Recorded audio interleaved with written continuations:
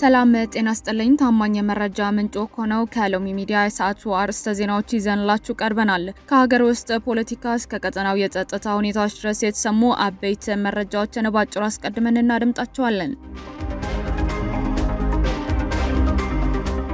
ህወሓት የፌዴራል መንግስት በድሮን ጥቃትና በፕሮፓጋንዳ ዘመቻ ከሰሰም። በትግራይ ከፍተኛ መነጋገሪያ የሆኑት የ76 ዓመቷ እናት መታሰራቸው ተገለጸም። ዶክተር ቴድሮስ ለተገደሉ ኢትዮጵያውያን የሰጡት አስተያየት በደቡብ አፍሪካ ተቃውሞ አስነሳም። በአሜሪካ የቢ52 የጦር አውሮፕላን ተከስክሶ የቦይንግ ሰራተኞችን ጨምሮ የ8 ሰዎች ህይወት አለፈም።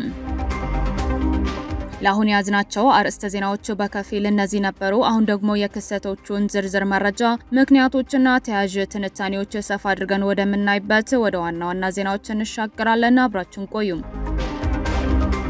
ገዢው የብልጽግና ፓርቲ በትግራይ ክልል ላይ ሌላ ዙር ደማዊ ጦርነት ለመክፈት ተደጋጋሚ የጦርነት ትንኮሳዎች እያደረገ እንደሚገኝ ህዝባዊ ወያነ ሓርነት ትግራይ ህወሓት ባወጣው ሳምንታዊ መግለጫ ከሰሰም።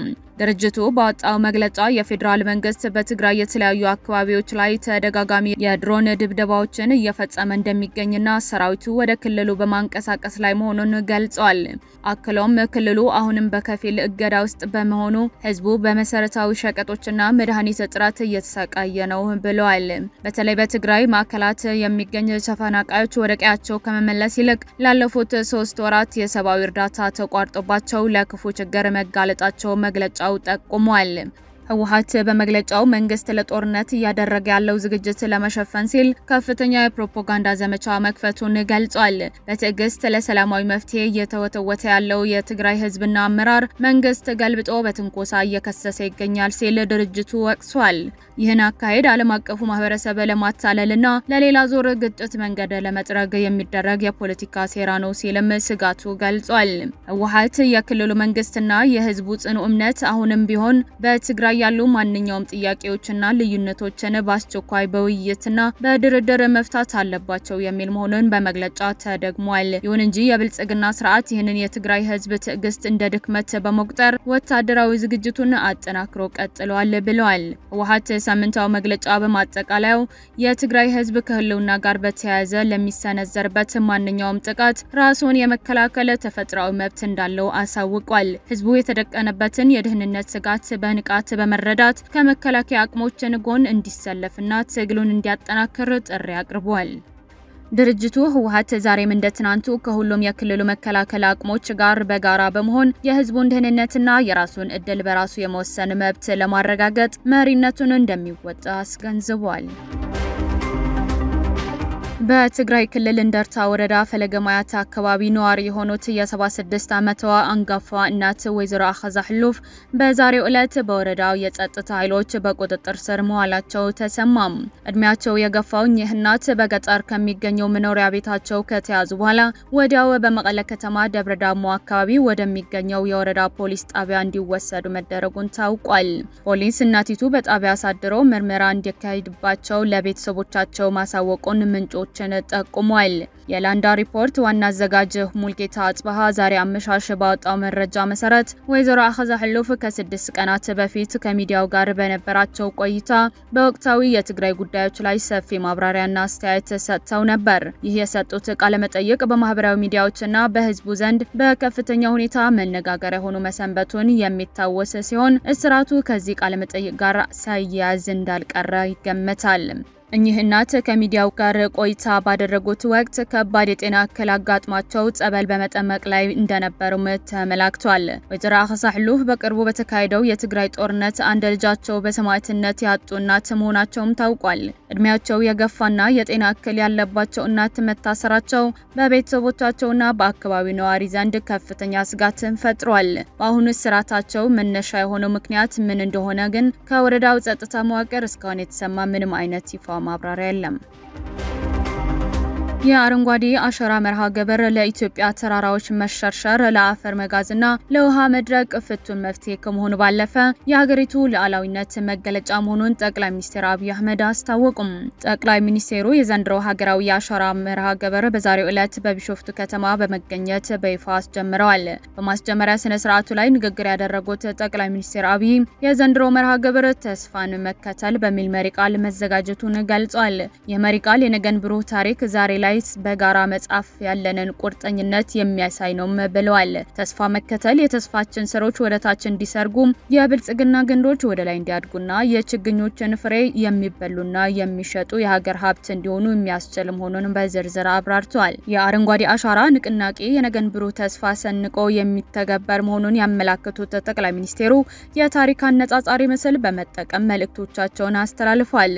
የእኛ አባቶች አድዋ ላይ ታላቅ ገድል ሰርተዋል። እኔና እናንተ ደግሞ በአረንጓዴ አሻራ መርሃ ግብር ሌላ አዲስ ገድል እየሰራን ነው በማለትም ገልጸዋል። በዚህም ምክንያት መጪው ትውልድ የኢትዮጵያ ሁለት ታላላቅ የሉዓላዊ መገለጫዎች ሁልጊዜ እንደሚያስታውስ ጠቅሰውም እነሱም የመጀመሪያውን አባቶች አድዋ ላይ በጀግንነት ተዋግተው ከውጭ የመጣን ወራሪ ጠላት መከላከል ሲሆን፣ ሁለተኛውም በዚህ ዘመን ያሉ ዜጎች ተባብረው ችግኝ በመትከል የሚሸረሸር ተራራን የሚጓዝ አፈርና የሚነጥፍ ውሃን መከላከላቸውን እንደሆነ አስረድተዋል። ጠቅላይ ሚኒስትር አብይ አህመድ በመጨረሻም ሁሉም ዜጎች ለመጪ ትውልድ የሚተርፍ አረንጓዴ አሻራ እንዲያሳርፉ ይህንን ታሪካዊና ሀገራዊ ንቅናቄ በንቃት እንዲቀላቀሉ ጥሪ አቅርቧል። የዓለም ጤና ድርጅት ዋና ዳይሬክተር ዶክተር ቴድሮስ አድሃኖም በደቡብ አፍሪካ በሚኖሩ ኢትዮጵያውያንና ሞዛምቢካውያን ላይ እየደረሰ ነው ስላሉት መጤጠል ጥቃት የሰጡትን አስተያየት በሀገሪቱ ባለስልጣናት ዘንድ ከፍተኛ ተቃውሞ ቀሰቀሰም። ዶክተር ቴድሮስ ባሳለፍነው እሁድ በኤክስ ገጻቸው ባሰፈሩት መልእክት በደቡብ አፍሪካ ሌላ ዙር መጤጠል ጥቃት እያገረሸ መሆኑን ጠቅሰው ድርጊቱ በሀገሪቱ ለነጻነት ያደረገችውን ታሪካዊ ትግል የሚክድ አሳዛኝ ክስተት ነው ሲሉ ወቅሰዋል።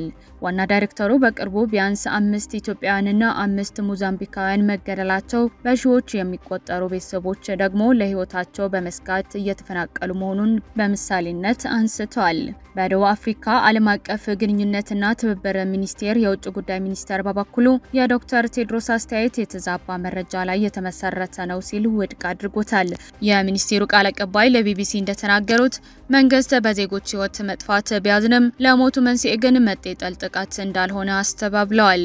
እንደ ባለስልጣናቱ ገለጻ የኢትዮጵያ ሞት ከተደራጀ ወንጀል ጋር በተያያዘ ሲሆን የሞዛምቢካውያን ሞት ደግሞ አሁንም በፖሊስ ምርመራ ላይ ያለ ጉዳይ ነው። በመሆኑም ዶክተር ቴድሮስ ትክክለኛው መረጃ እንዲረዱ ለማድረግ መንግስት ማብራሪያ ለመስጠት ዝግጁ መሆኑን ገልጿል። ዶክተር ቴድሮስ በመልእክታቸው የአፓርታይድ ስርዓት ለማፍረስ አፍሪካን የነበራቸው አንድነት በማስታወስ ኢትዮጵያ በኔልሰን ማንዴላ ፓስፖርት ሰጥታ በሀገሪቱ እንዲንቀሳቀሱ ማድረጓንና ሌሎች ሀገራትም ተመሳሳይ ድጋፍ ማድረጋቸውን ጠቅሷል። አሁን በስደተኞች ላይ የሚፈጸሙ ጥቃት ይህንን ታሪክ የሚንድ መሆኑን የገለጹት ዋና ዳይሬክተሩ ቅሬታዎች በድቦ ጥቃት ሳይሆን በህግ የበላይነት ብቻ መፍትሄ ሊያገኙ ይገባል ሲሉም ጥሪ አቅርበዋል። ባለፉት ሳምንታት በደቡብ አፍሪካ ውስጥ በይፋም ሆነ በተዘዋዋሪ ጸረ ስደተኛ ስሜቶችን ሲንጸባረቁ ቆይተዋል። መንግስት ህገወጥ ስደተኞች እንዲቆጣጠር የሚጠይቁ በርካታ የተቃውሞ ሰልፎች የተካሄዱ ሲሆን እንደ ናይጄሪያና ጋና ያሉ ሀገራት ዜጎቻቸው ከሀገሪቱ ማስወጣት መጀመራቸው የጉዳይ አሳሳቢነት ያሳያል። የደቡብ አፍሪካ መንግስት ዜጎች ህግን በእጃቸው እንዳይወስዱ እያሳሰበ ቢሆንም በውጭ ዜጎች ላይ የሚደርሱ ጥቃቶችን በተመለከተ እስካሁን ዝርዝር ይፋ መረጃ ከመስጠት ተቆጥቧል። በደቡብ ካሊፎርኒያ በሚገኘው ኤድዋርድስ የአየር ኃይል መቀመጫ የአሜሪካ አየር ኃይል ኩራት የሆነው ቢ52 ስትራቶፎርትረስ የጦር አውሮፕላን በመከስከሱ የሁለት የቦይንግ ኩባንያ ሰራተኞችን ጨምሮ 8 ሰዎች መሞታቸው ወታደራዊ ባለስልጣናት አስታወቁም። የጦር አውሮፕላኑ አደጋው ያጋጠመው ሰኞ ዕለት መደበኛ የፍተሻ በረራ እያካሄደ በነበረበት ወቅት ሲሆን በረራ በጀመረ በጥቂት ደቂቃዎች ውስጥ መከስከሱን ተገልጿል።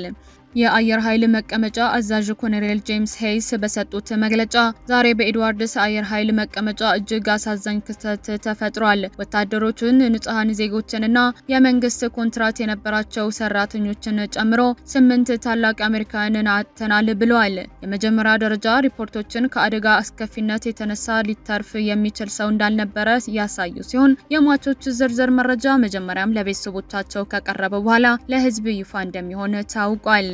ቦይንግ ኩባንያ ባወጣው መግለጫ ሁለቱ ሰራተኞች በአውሮፕላን ላይ ከነበሩ ተሳፋሪዎች መካከል እንደሚገኙበት ያረጋገጠ ሲሆን ቢቢሲ ከኩባንያው ተጨማሪ ዝርዝር መረጃዎችን ለማግኘት ያደረገው ጥረት ሳይሳካ ቀርቷል። የአደጋው መንስኤ በአሁኑ ወቅት በውል ያልታወቀ ሲሆን የመጀመሪያው የምርመራ ውጤት ይፋ ለመሆን እስከ 30 ቀናት ሊወስድ ይችላል ተብሏል። ይሁን እንጂ በአጠቃላይና ጥልቀት ያለው ተጨማሪ ወታደራዊ ምርመራ እስከ 6 ወራት ሊፈጅ እንደሚችልም ኮሎኔል ጄምስ ሄይስ ጠቁሟል። የካሊፎርኒያ ሀገረ ገዢ ጋቪን ኒውሰም የተከሰተው አደጋ እጅግ አሳዛኝ ሲሉ የገለጹ ሲሆን ለተጎጂዎች ቤተሰቦችና ለመላው የአየር ኃይል አባላት መጽናናትንና አጋርነታቸውን ተመኝተዋል። አደጋው የደረሰው ጉዳት በአየር ኃይል መቀመጫው ክልል ውስጥ ብቻ ተወስኖ እንዲቀር መደረጉም ተነግሯል። አሜሪካ ከ1950ዎቹ የአውሮፓውያኑ ዘመን ጀምሮ በስፋት እየተጠቀመችበት የሚገኘው ቢ52 የጦር አውሮፕላን በቅርቡ በኢራን የሚገኙ ኢላማዎችን ለመምታት ጥቅም ላይ መዋሉ ይታወሳል። ይህ ግዙፍ ቦምብ ጣይ አውሮፕላን የሚከተሉት አስፈሪ ወታደራዊ መገለጫዎች አሉት። የበረራ ከፍታ እስከ 50 ሺህ ጫማ ከፍታ ላይ የመብረር አቅም፣ የጦር መሳሪያ ጭነት በመቶዎች የሚቆጠሩ ተራ ቦምቦችና 32 የኒውክሌር ክሩዝ ሚሳኤሎችን መሸከም ይችላል። የበረራ ርቀት በበረራ ላይ ሳለ ነዳጅ መሙላት የሚችል በመሆኑ ዓለም አቀፍ ስፋት ያላቸው ሩቅ አካባቢዎችን በቀጥታ የመምታት ስልታዊ አቅም አለው። አውሮፕላኑ ከተከሰከሰ በኋላ በአካባቢው ከፍተኛ ጭስና ደመና ተነስቶ የሚያሳዩ ተንቀሳቃሽ ምስሎችን በማህበራዊ ሚዲያዎች ላይ እየተሰራጩ ይገኛሉ። ውድ የሎሚ ሚዲያ ተከታታዮች ለዛሬ ያዝናቸው አበይት መረጃዎችና ትንታኔዎችን እነዚህ ይመስሉ ነበር። በዜናዎቻችን ላይ ያላችሁ ማንኛውም አስተያየት በኮሜንት መስጫው ላይ እንድታጋሩን እንጋብዛችኋለን። መረጃዎችን በፍጥነትና በታማኝነት ለሌሎች እንዲደርሱ ቪዲዮውን ላይክና ሼር ማድረጋቸውን እንዳትረሱ። መረጃዎችን በፍጥነትና በታማኝነት ለሌሎች እንዲደርሱ ቪዲዮዎችን ላይክና ሼር ማድረጋቸውን እንዳትረሱ። በየሰዓቱ የሚወጡ አዳዲስና ትኩስ መረጃዎችን ለማግኘት ደግሞ ቻናላችንን አሁኑኑ ሰብስክራይብ ያድርጉ። ቀሪውን ጊዜ ሰላማዊና መልካም ጊዜ ይሁንላችሁ።